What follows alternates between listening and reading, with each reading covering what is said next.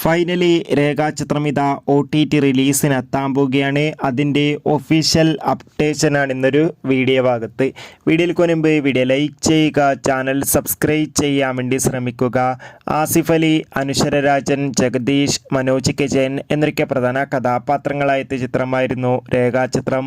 ചിത്രത്തിന് അത്യാവശ്യം മികച്ചൊരു വിജയം തന്നെ സ്വന്തമാക്കാൻ വേണ്ടി സാധിച്ചിട്ടുണ്ടായിരുന്നു.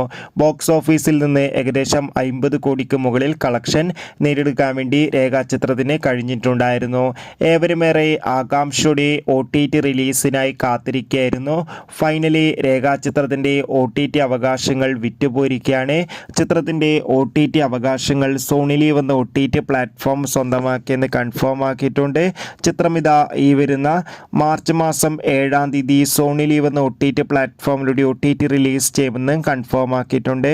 കാത്തിരിക്കാം രേഖാചിത്രത്തിൻ്റെ OTT റിലീസിനായി. ചിത്രം കണ്ടവരുടെ അഭിപ്രായം കമൻറ്റ് ബോക്സിൽ രേഖപ്പെടുത്താൻ വേണ്ടി ശ്രമിക്കൂ. അടുത്തൊരു വീഡിയോയിൽ കാണുമ്പോൾ ഏവർക്കും